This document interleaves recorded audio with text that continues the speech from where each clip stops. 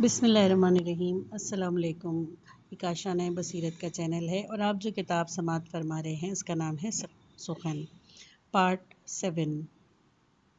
شیعہ فقہ میں قیاس اور رائے کی یہ دونوں رخ معتبر نہیں۔ پہلا رخ تو اس لیے معتبر نہیں کہ ایسا کوئی حکم نہیں ہے کہ جس کی کتاب و سنت میں تشریح نہ کی گئی ہو، کم از کم اصولی طور پر۔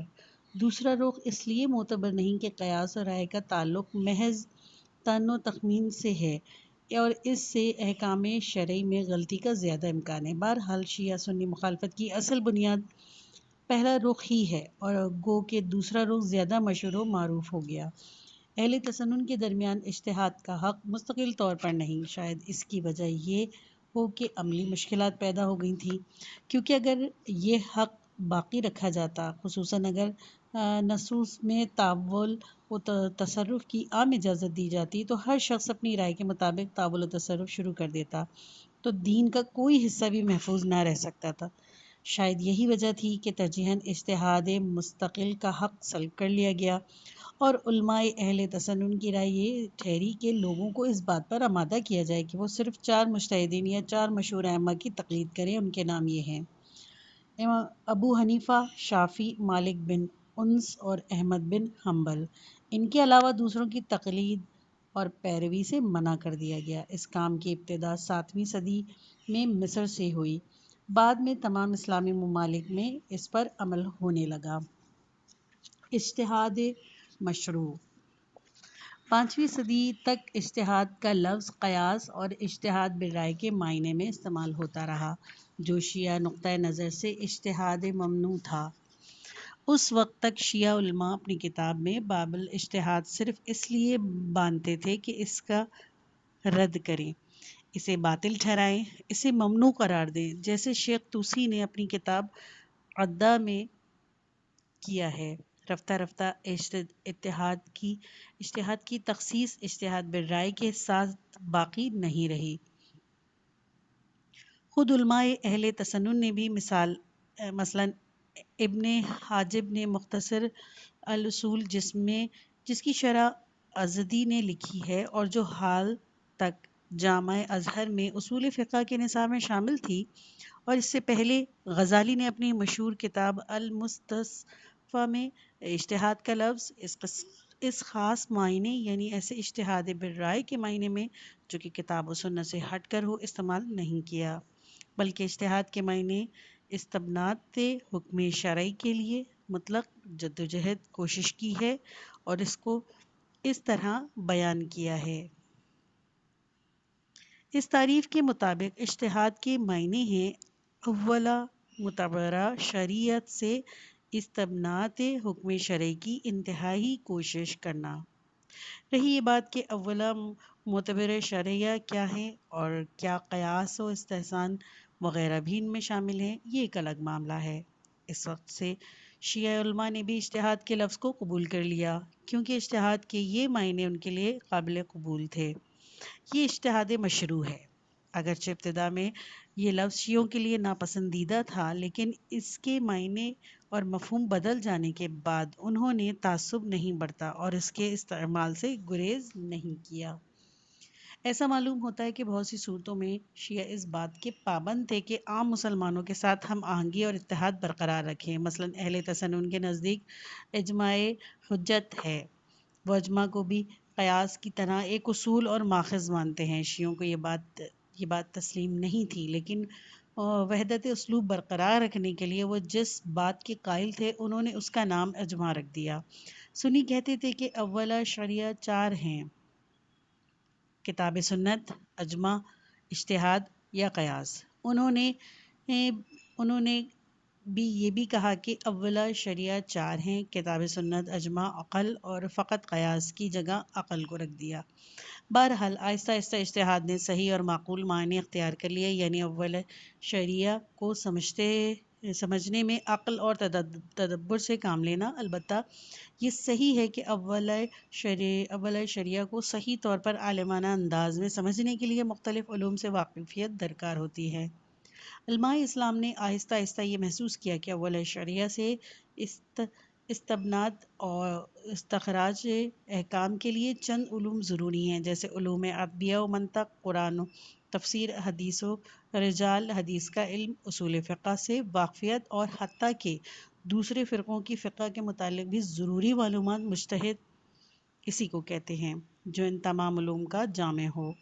میں پورے وضوح سے تو نہیں کہہ سکتا، لیکن گمان غالب یہ ہے کہ شیعوں میں سب سے پہلے اجتہاد اور مجتہد کے الفاظ ان معنوں میں علامہ حلی نے استعمال کیے۔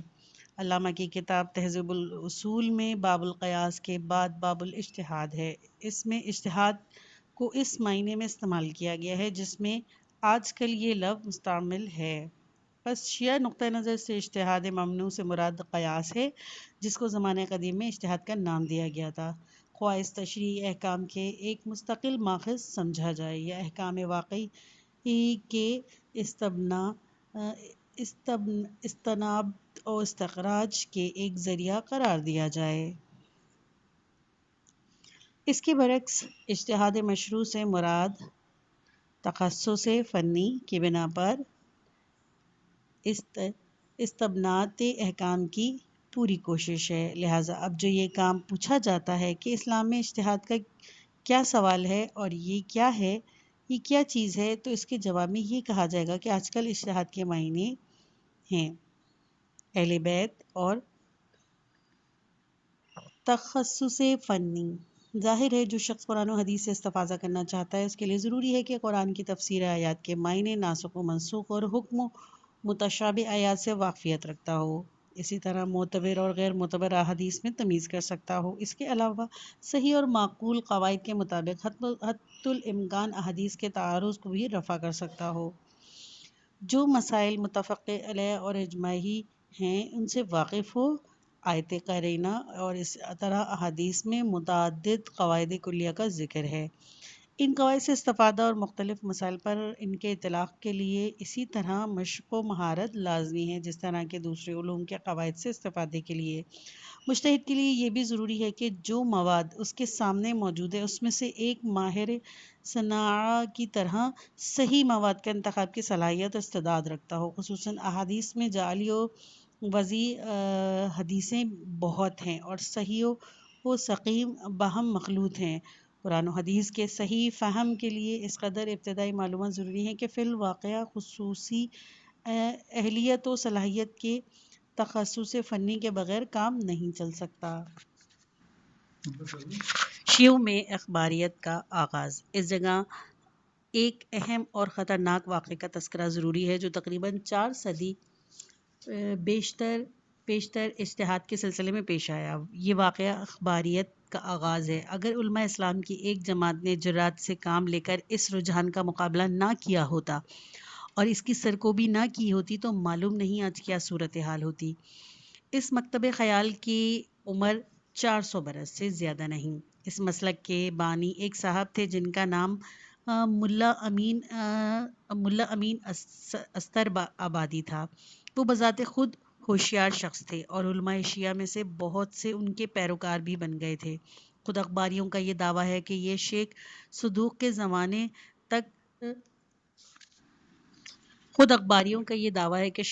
زمانے میں سب شیعہ اخباری مسلک ہی رکھتے تھے، لیکن حقیقت یہ ہے کہ اس مسلک کے باقاعدہ وجود کو 400 سال سے زیادہ کا عرصہ نہیں گزرا۔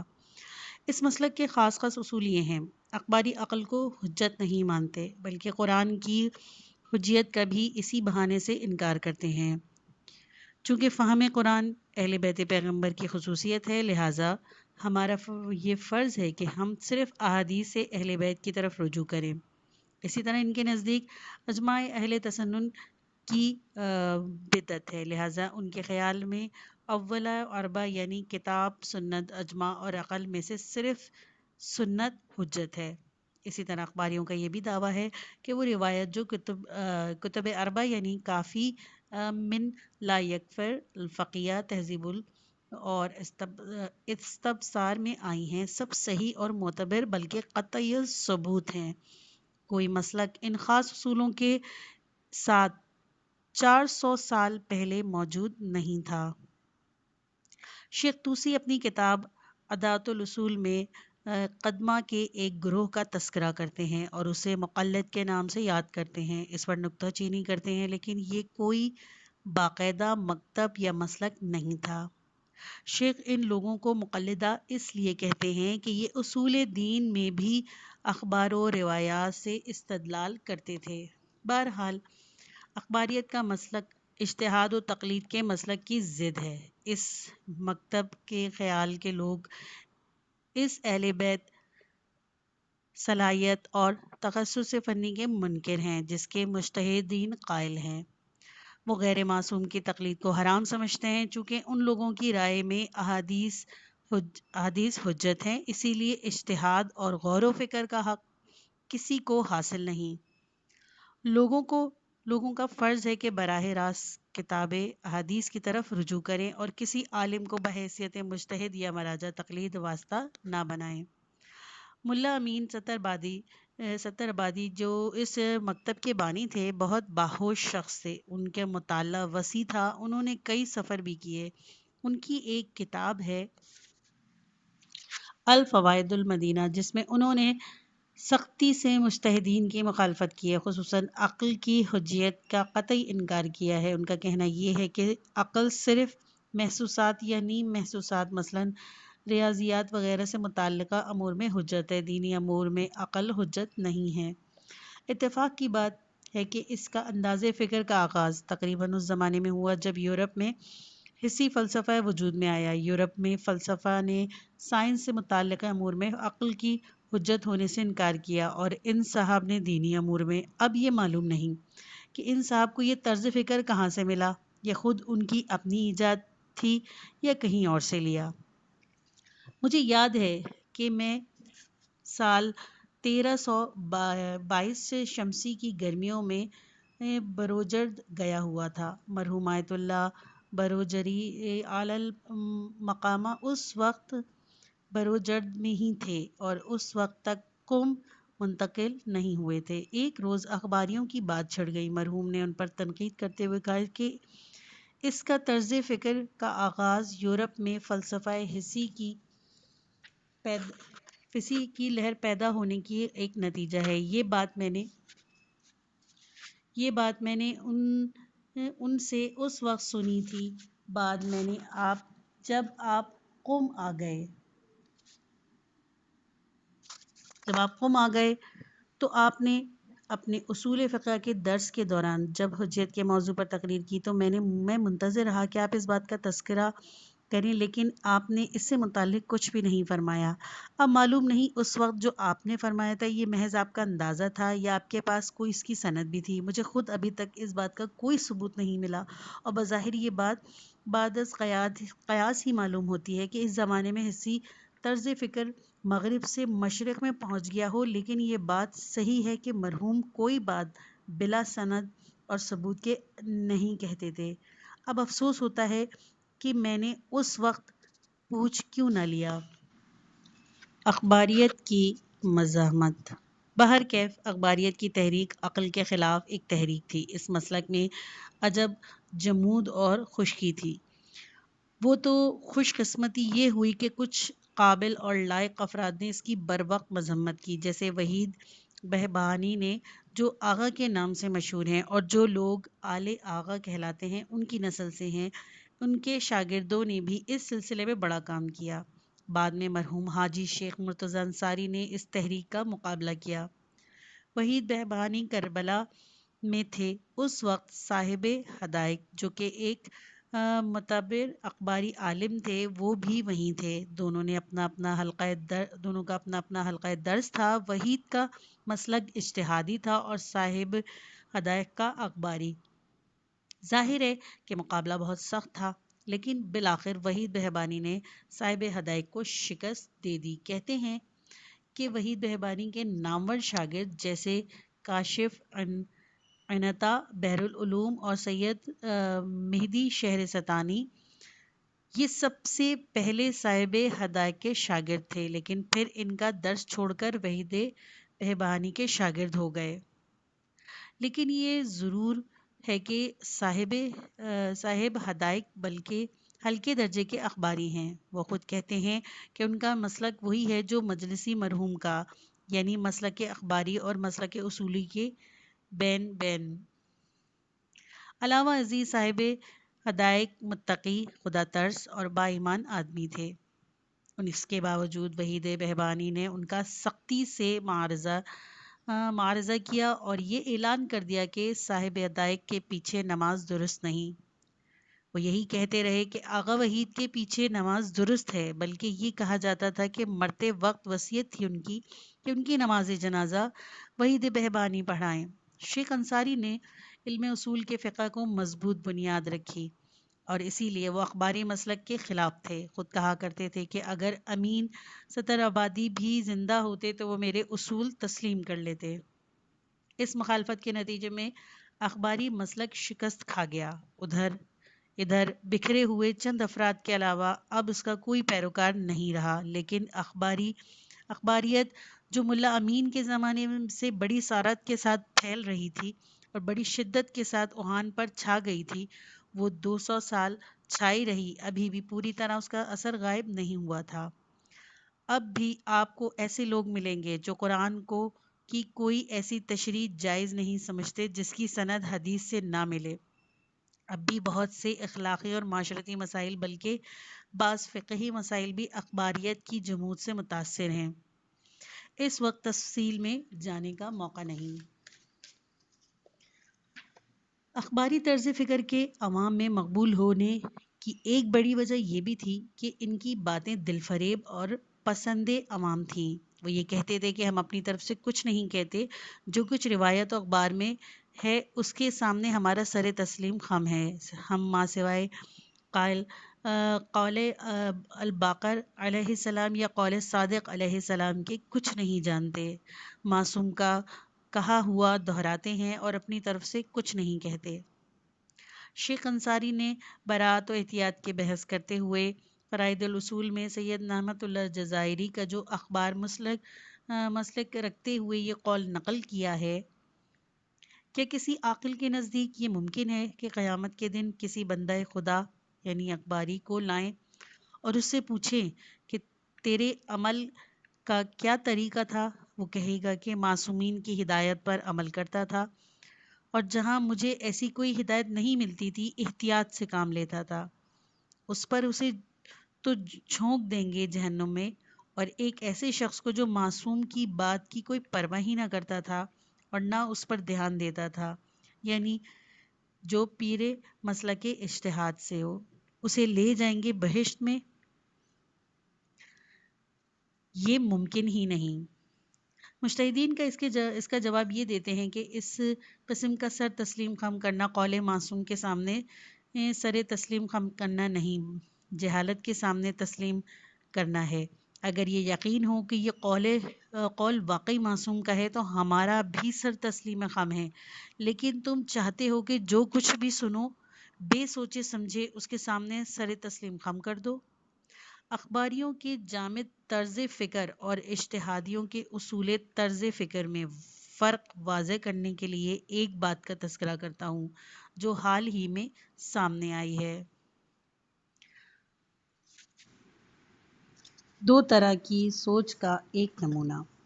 بہت سی احادیث میں یہ حکم دیا گیا ہے کہ تحت الحنک یعنی امامے کا ایک سرا صرف حالت نماز میں بلکہ ہمیشہ گلے کے نیچے لٹکے رہنا چاہیے۔ ایک حدیث میں ہے کہ مسلمان اور مشرک میں امامے کے سرے کو گلے کے نیچے لٹکانے کا فرق ہے۔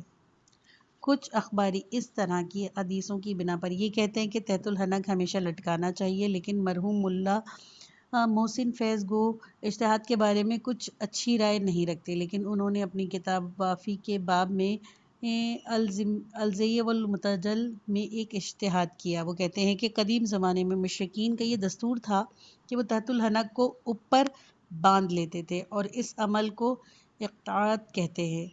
جو کوئی یہ کام کرتا تھا اس کے معنی یہ تھی کہ وہ بھی ان میں سے ہے۔ اس حدیث میں ان کے دستور کی مخالفت اور ان کے طریقے کی پیروی نہ کرنے کا حکم دیا گیا ہے، لیکن اب مشرکین میں یہ رواج ختم ہو چکا ہے، اسی لیے یہ حدیث کا محل باقی نہیں رہا۔ اب پرانے دستور کے برعکس سب تحت الحنک کو اوپر باندھتے ہیں، اور اگر کوئی تحت الحنک کو ٹھوڑی کے نیچے سے لپیٹ لے تو یہ حرام ہے، کیونکہ یہ لباس شہرت یعنی کہ امتیازی لباس ہو جائے گا جو جائز نہیں۔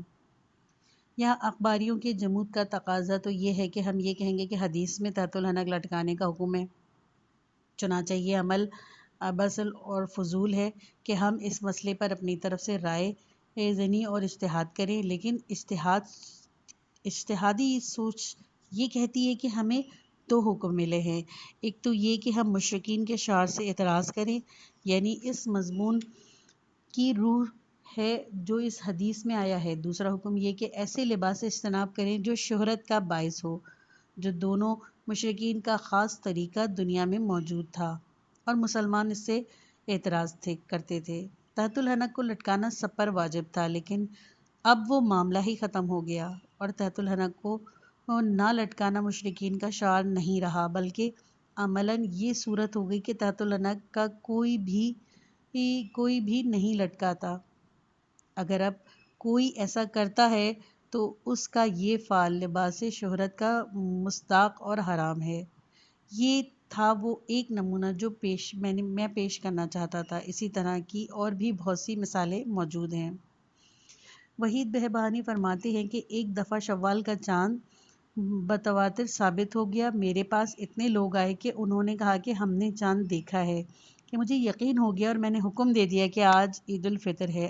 ایک اخباری نے اعتراض کیا، نہ تم نے خود چاند دیکھا، نہ اتنے لوگوں نے گواہی دی جن کا معتبر ہونا شرعاً مسلم تھا، پھر تم نے یہ حکم کیسے دے دیا؟ میں نے کہا تو تواتر کی وجہ سے مجھے یقین ہو گیا تھا۔ اس نے کہا یہ کس حدیث میں آیا ہے کہ تواتر حجت ہے؟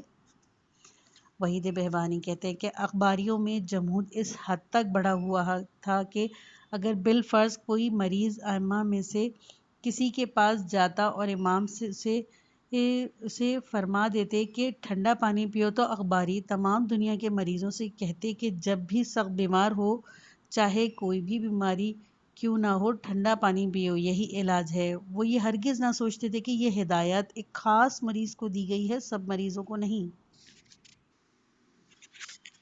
یہ بھی مشہور ہے کہ بعض اخباریوں نے یہ ہدایت کی تھی کہ میت کے کفن پر شہادتیں لکھیں اور اس طرح لکھیں، یعنی اسماعیل شہادت دیتا ہے کہ اللہ کے سوا کوئی معبود نہیں۔ اب اسماعیل کا نام کیوں لکھا جائے؟ اس لیے کہ حدیث میں آیا ہے، اور امام صادق علیہ السلام نے اپنے فرزند اسماعیل کے کفن پر اس طرح لکھا تھا۔ اخباری یہ نہیں سوچتے کہ انہوں نے اسماعیل کے کفن پر تو اس طرح اسی لیے لکھا تھا کہ میت کا نام اسماعیل تھا۔ اب اگر میت کا نام مثلاً حسن قلی ہے تو ہم اس کا نام کیوں نہ لکھیں اور اسماعیل کا نام کیوں لکھیں؟ اخباری کہتے ہیں کہ یہ اجتہاد ہے اور عقل کو دخل دینا ہے۔ ہم تو اہل تعبد ہیں، تسلیم ہیں، اور قول باقر علیہ السلام اور قول صادق علیہ السلام کے قائل ہیں، اپنی طرف سے کوئی دخل نہیں دیتے۔ تقلید ممنوع رہی تقلید، اس کی بھی دو قسمیں ہیں، ایک ممنوع اور دوسری مشروع۔ وہ تقلید جس کے مطلب ماحول یا عادت کی بنا پر اندھیری پیروی ہو وہ تو یقیناً ممنوع ہے اور اس کی قرآن میں مذمت کی گئی ہے۔ میں نے ابھی کہا کہ تقلید کی دو قسمیں، ایک ممنوع اور دوسری مشروع۔ تقلید ممنوع سے مراد اندھی تقلید ہی نہیں،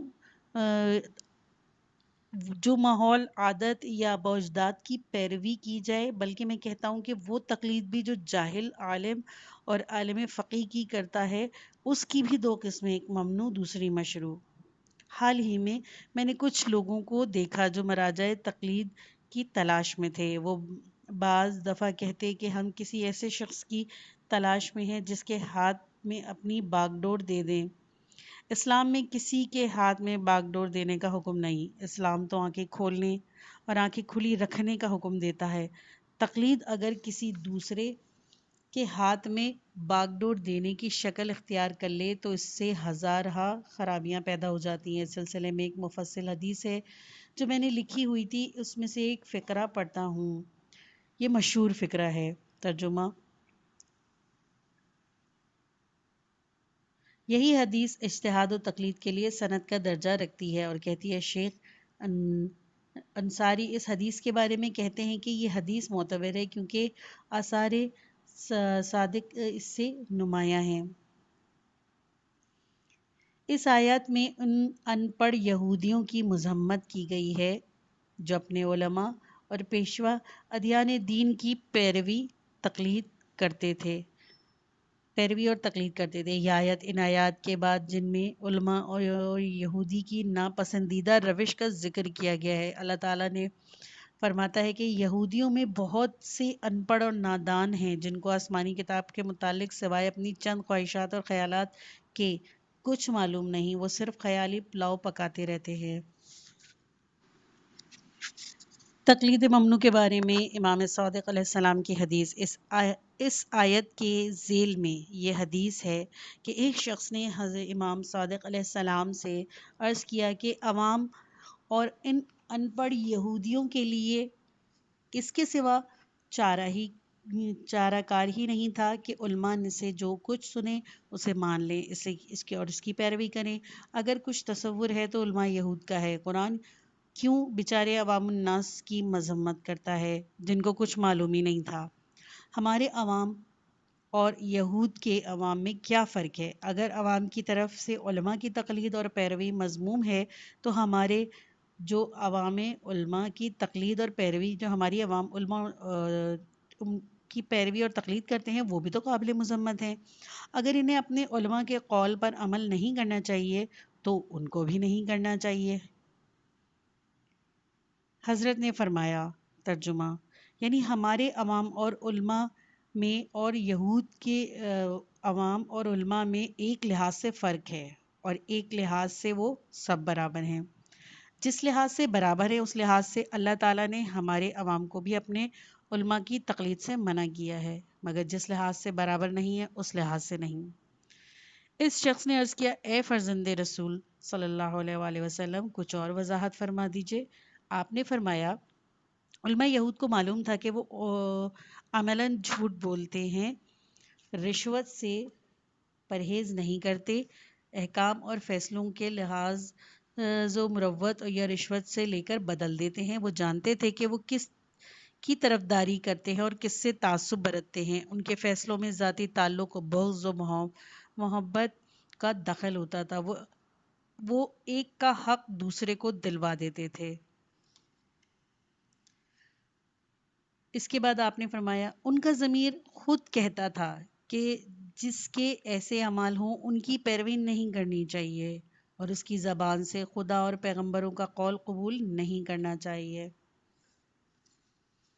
یہاں امام فرما رہے ہیں کہ کوئی شخص یہ نہیں کہہ سکتا کہ یہودی عوام کو یہ مسئلہ بھی معلوم نہیں تھا۔ ایسے علماء کے قول پر عمل نہیں کرنا چاہیے جو خود بھی اپنے دینی احکام پر عمل نہ کرتے ہوں، کیونکہ یہ ایک ایسا مسئلہ ہے جو کسی کو معلوم نہ ہو، کیونکہ یہ ایسا مسئلہ نہیں کہ جو کسی کو معلوم نہ ہو۔ اس مسئلے کا علم تو خدا نے ہر انسان کی فطرت میں رکھ دیا اور ہر شخص اپنی عقل سے اس بات کو سمجھ سکتا ہے۔ اہل منطق کہتے ہیں کہ کچھ باتیں ایسی بھی ثبوت ہوتی ہیں کہ خود اپنی دلیل ہوتی ہیں۔ آمد دلیل آفتاب۔ اگر کوئی شخص جو پاکی و طہارت اور ترک حود و حوث کے اصول کا قائل ہو اور خود ہی حود و حوث کے پیچھے دوڑنے لگے اور دنیا پرستی شروع کر دے تو ہر شخص کی عقل یہی کہے گی کہ ایسے شخص کی بات نہیں سننی چاہیے۔ اس کے بعد آپ نے فرمایا، یہی صورت ہمارے عوام کی ہے۔ وہ بھی اگر یہی دیکھیں گے کہ ان کے فقہا بدعمال، شدید تعصب اور دنیا پرستی میں مبتلا ہیں، اپنے طرفداروں کو چاہے وہ کتنے ہی نالائق ہوں طرفداری کرتے ہیں، اور مخالفین چاہے کتنا ہی نیک اور نیکی کا مستحق ہو ان کو کچلنے کی کوشش کرتے ہیں، اس پر بھی آنکھیں بند کرے کہ ان کی پیروی کرے تو وہ بھی یہودیوں کی طرح مذمت اور ملامت کے مستحق ہوں گے۔ اس سے یہ معلوم ہوا کہ تقلید ممدوح اور مشروع کسی کے ہاتھ میں اپنی باغ دے دینا اور خود آنکھیں بند کر لینا نہیں ہے، بلکہ کھلی رکھنا اور چوکنا رکھنا، ورنہ جرم میں شرکت ہوگی اور اس کی ذمہ داری بھی عائد ہوگی۔